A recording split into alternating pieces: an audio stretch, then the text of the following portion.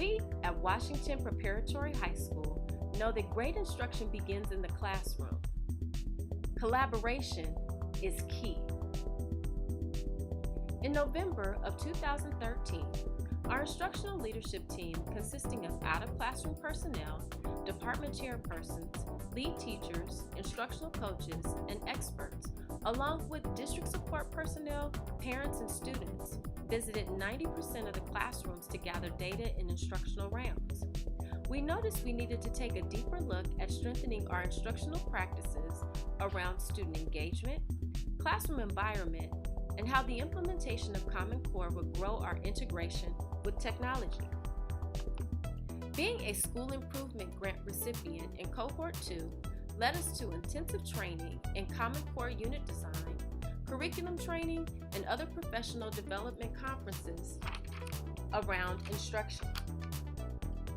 Meanwhile, each week, the instructional leadership team met to dig deeper to the shifts in Common Core as they present them to their respective departments to analyze student work and outcomes. We continue to have conversations around building essential questions and guiding questions to improve practice in the classroom. In January, teacher groups formed to work on better understanding the requirements of Common Core and to complete the SIG requirements of teacher growth through unit plan design. Each teacher received 22.5 hours to plan and prepare a unit plan 6 weeks in length in their respective subject. They could choose to do this individually, but it was highly encouraged to find a collaborative team. These sessions of collaboration became known as simply planning good teaching, but a more defined definition of those elements through evidence was necessary. Some of our great teachers, like Ms. Walton and Ms. Mo Johnson, along with Mr. Gudex and Ms. Paul, our literacy coach, championed the task to design a unit plan rubric mirroring the TGDC format to include a unit focus, unit pacing, big ideas and essential questions, access strategies for students in engagement, Common Core state standards, essential knowledge and skills, technology and arts integration, and finally assessment. This rubric was used to analyze the presentations and plans that were presented from 85% of the staff on June 9th. Members of the ILT, under a new facilitation by Aaron Browder, calibrated the presentations and units to also reflect on the process, provide actionable feedback, and plan for future units and observations.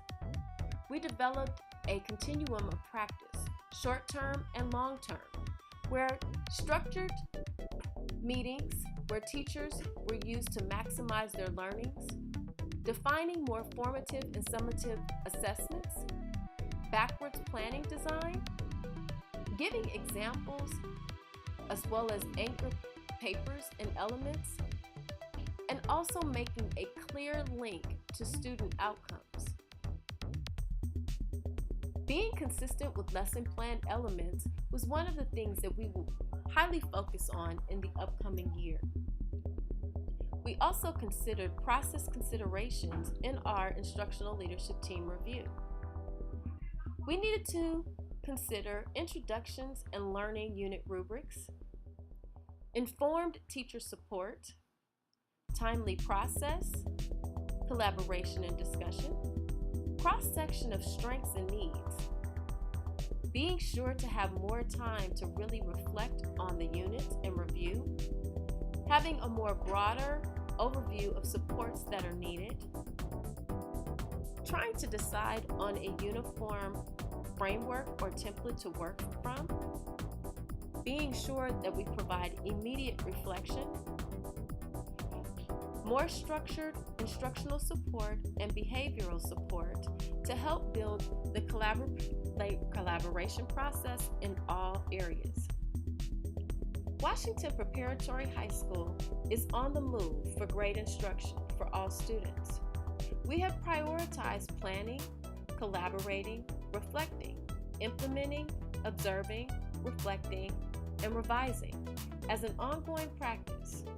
Now, hear from the participants of the process. We will develop new ways to be able to enjoy building units and calibrating student work. Please, if you have any questions, you may ask them at this time.